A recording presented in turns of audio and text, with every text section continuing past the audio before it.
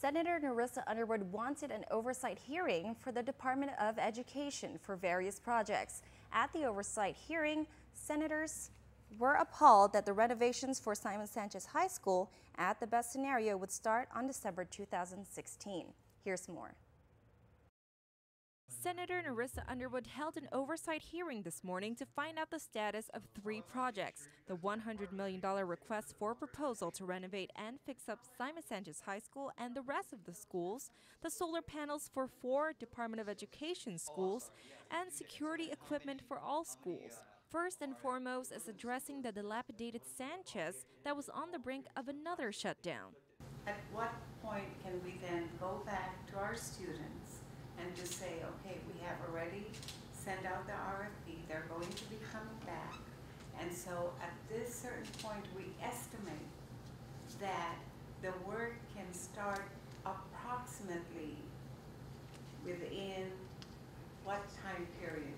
This is the purpose for this oversight hearing, is we want to inform, for the general public, and all the steps for the procurement can easily get lost. Department of Public Works Director Glenn Leon Guerrero says there was a delay because there were other laws to take into consideration. It wasn't as simple as one public law. We had to integrate all 3, and sometimes they conflicted. And that's why we have the Attorney General side by side as we prepare this RFP. Senator Underwood says since the law was passed to rebuild Sanchez, taking 18 months to get the RFP out is unacceptable.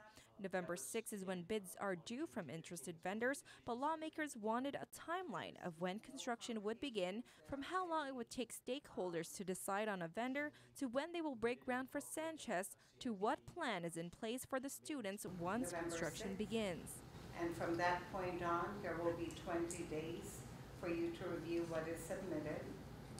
And so from that point on, it was really unclear at what point then we can then, you can make the selection and negotiations.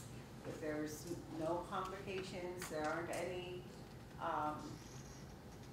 objections from the other vendors and so on. And so what I have heard what stuck in my mind was that December 2016 may be the best case scenario.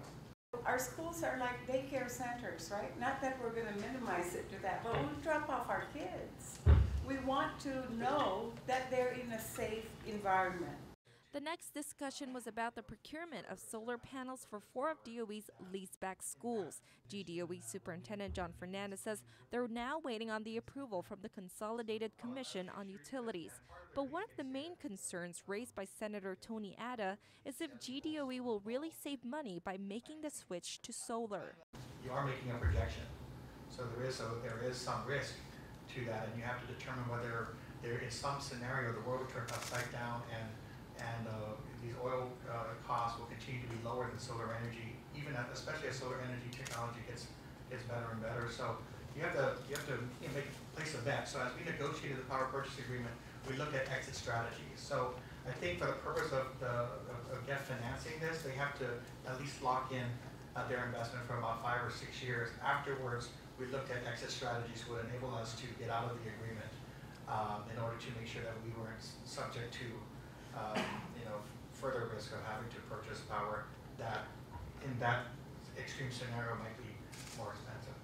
Lastly, lawmakers wanted an update on the invitation for bid to purchase and install security equipment at the schools. The General Services Agency, who's in charge of the procurement process, says after a long question and answer period, they're anticipating the opening for bids on Friday, October 30th. With the number of school fights surfacing on social media and the amount of break-ins at schools, this is what GDOE is looking for. We're going to have a central monitoring system in each school. Will it be monitoring student activity? Most likely. And but the focus will be on after hours monitoring, having an independent party monitor the system for potential break-ins and have them respond, provide inform law enforcement of any activation of the system. Senator Underwood urges stakeholders to make the RFP for school capital improvements as first priority and to get the process going as quickly as possible.